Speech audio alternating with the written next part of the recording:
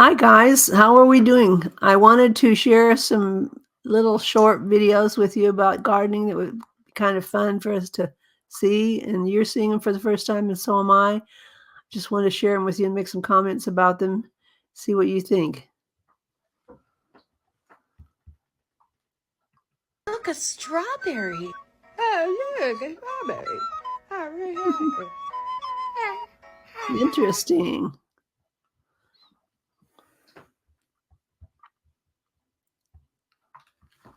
Interesting. What did you think of that? All different shapes and sizes. Usually that's not what you're supposed to see in a garden, but it was pretty cute.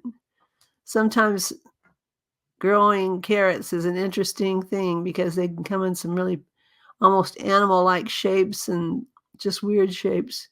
It's pretty funny. Is never perfect, so here are some of my biggest fails this season. First up is my garlic patch. See all this? That's garlic rust. It spreads like crazy and stunts the growth. So I've waited about half a year for this garlic, and it's probably not getting any bigger than this. Next up, my pathetic papaya. This one hurts because this should grow well in my area, and plants like peaches shouldn't, but look at my peach tree. Next up is Avocado Mountain. I've tried planting avocados twice, killed them twice. This is my third time planting these two. I've been gardening for 10 years and I still make mistakes like this all of the time. So if your first garden isn't going that well, you're not alone.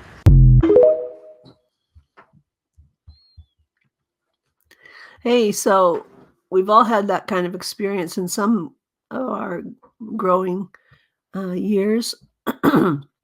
So I appreciated the fact that he was so easygoing about it, and he realized that not everything grows perfectly, and we first, if we don't succeed, try again. Anyway, sometimes our gardens surprise us and do really well, and sometimes they shock us and do really bad, but it's always good to have a positive outlook, even though they sometimes fail.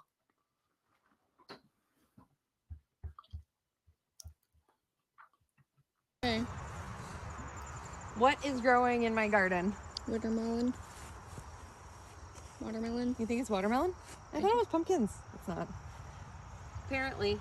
There's a watermelon over there, I think. But they're shaped like pumpkins. Well, this one's not shaped like a pumpkin, but see, that looks more like a pumpkin. It does look like a pumpkin. This looks like a watermelon, though. Right. Okay, so let's cut this one open because it's kind of... Yeah. It is a... Pumpkin.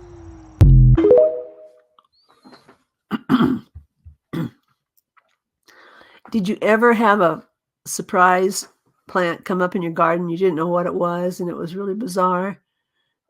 I've had some of that happening in my garden. It's pretty funny. As long as it doesn't disturb the rest of your garden, it's funny. But of course, if it does, if it interrupts your garden, then that's a problem. But you never know. And if you're gardening a garden patch for the first time, you never know what you might get. So just be thinking about that.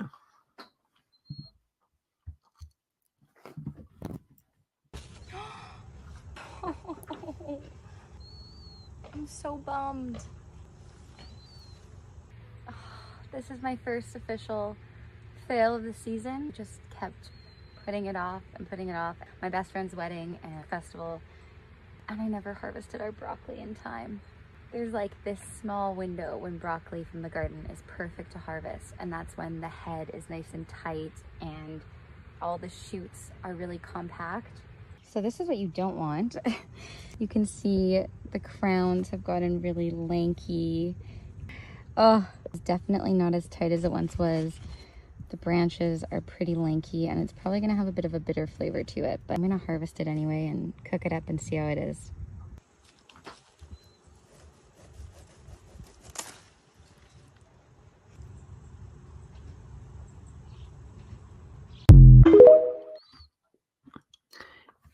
It's kind of sad because broccoli is usually so thick and the fronds are so full of blossoms, or not blossoms, but the buds. And when that happens, it's really sad. But that just lets you know that you have to be on top of your garden all the time, watching what it's doing and being there for it. And can't really take a break from it. So guys, I decided to get in here and kind of dissect my squash plants and see what was going on to see why I'm not getting squash. And what I have found is very interesting. So do you see this right here? This is a squash that's still got the blossom on.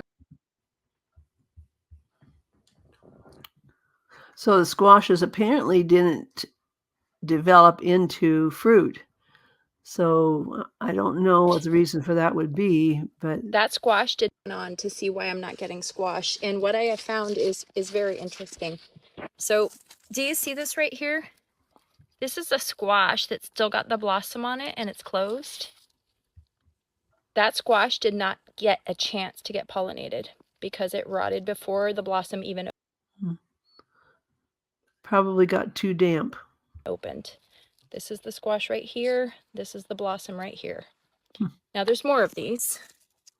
Here's another one. It's rotten with its blossom. It's rotten with its blossom that didn't open. Okay, there's some more. Here's another one. Here's the squash. There's the blossom. Did not open. Rotten. So how are these supposed to get pollinated? That's my question. See if there's any. Well, that's a good question. I've never seen it develop like that, but it could be that it's just some seeds that maybe aren't good. Maybe the pollination didn't happen like it should. There's so many possibilities, but that's too bad. That's really sad to see. Just wasted growth.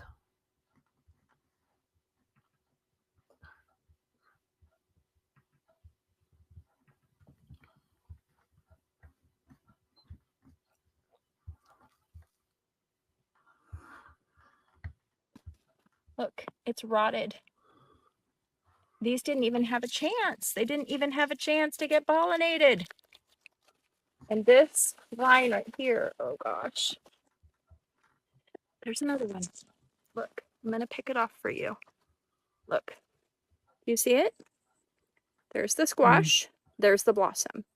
So it's not that this blossomed and it didn't get pollinated. It's that this. That is weird.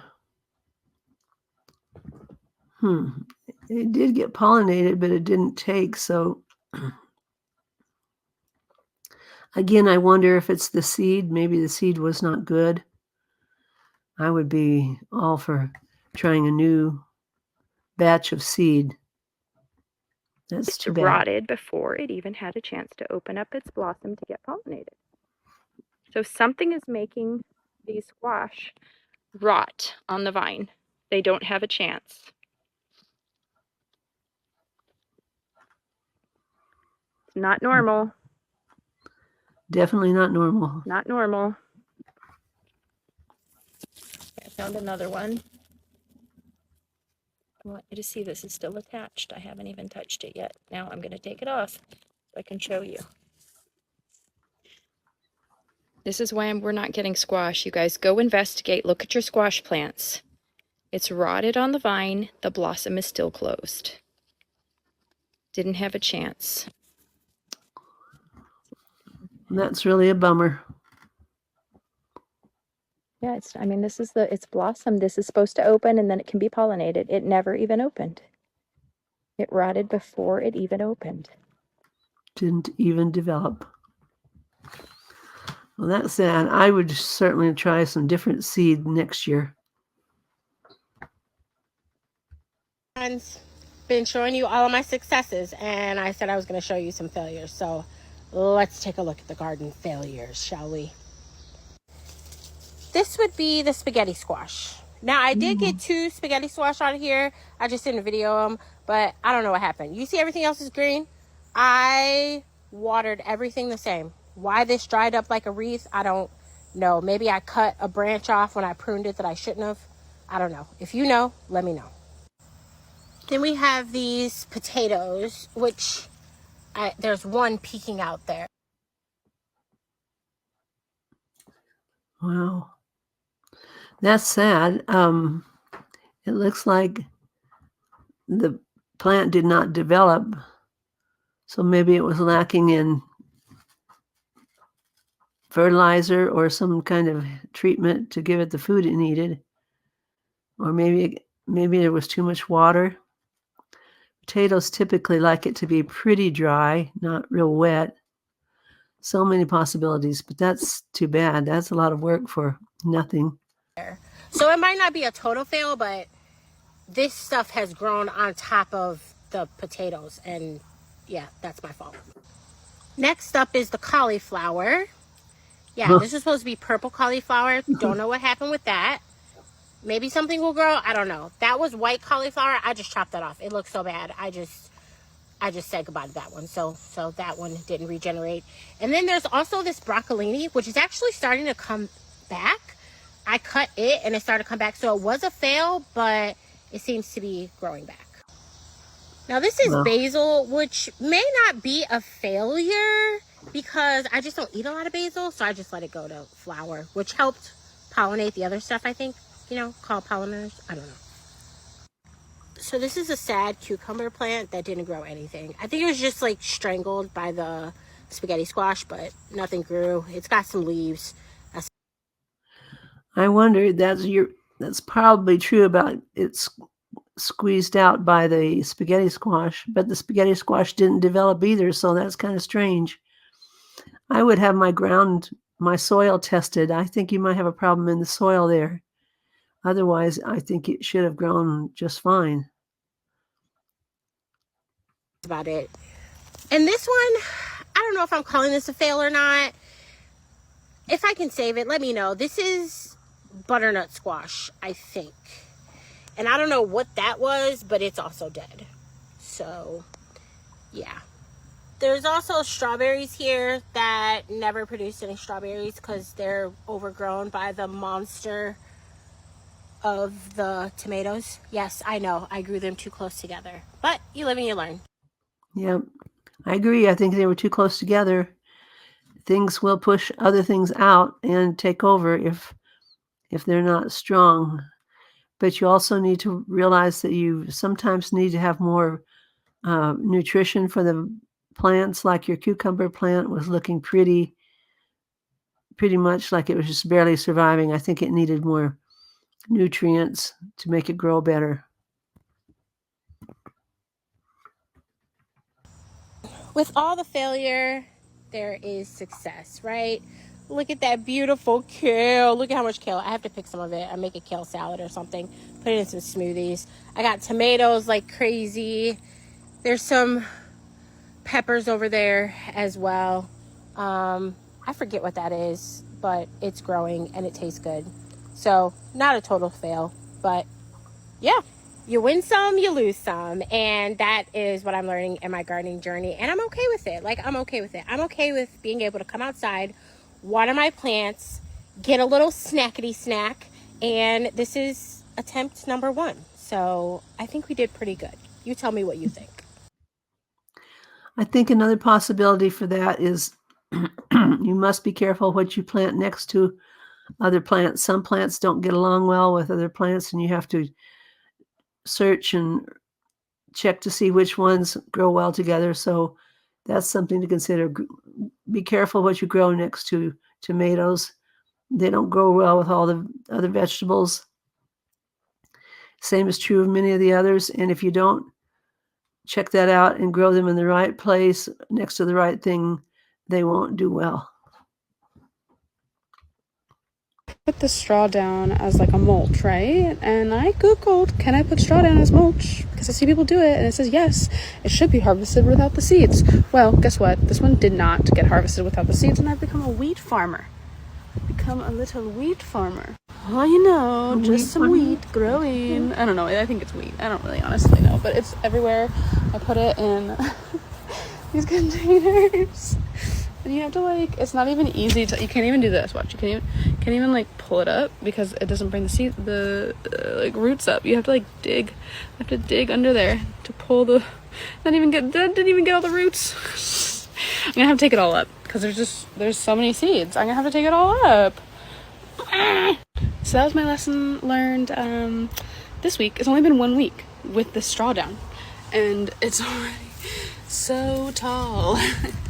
Oh God.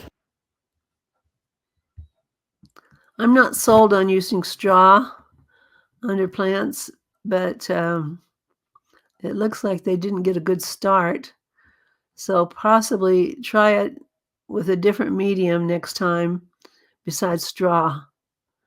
Maybe just wood chips or something like that. Something about it didn't like the straw, and there might have been something in the straw, some residual thing they used on the wheat when it was growing. I'm not sure, but I don't think straw is always the best choice for helping keep the moisture in the ground. I think you could probably use chips, wood chips, or something similar to that. That would be maybe more effective.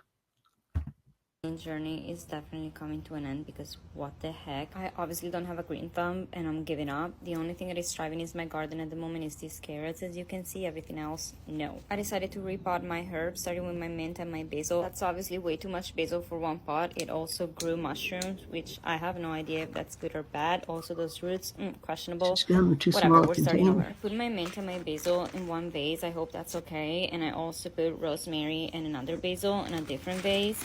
And then I think I also have some parsley or cilantro there. I am not even sure, you guys. Please send help because this is tragic. My garden. I think that those containers were not large enough for what was being planted. They have to have room to spread their roots, and if they don't have it, they just won't grow. So I think that's part of the problem. Maybe there are other problems too, but certainly they have to have room to spread and grow, and if they don't, they just won't. So I would get bigger containers next time. This is what we call big celery energy.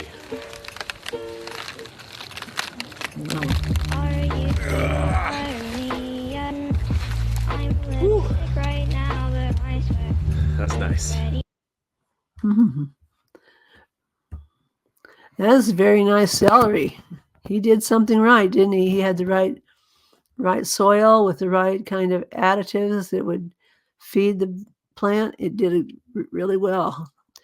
Plants will grow if they get what they need. If they don't get what they need, they won't. So just know that, do your research, check on what each plant needs, what's needed to help it to grow and flourish, and it'll usually be a winner.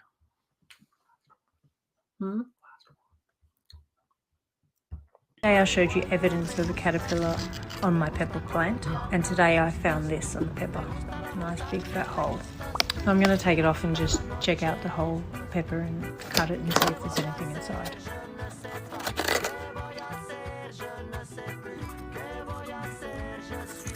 Had that. Very aggravating. Absolutely nothing. He probably said he had to eat and run. So he was there, but he's gone now. And you know what?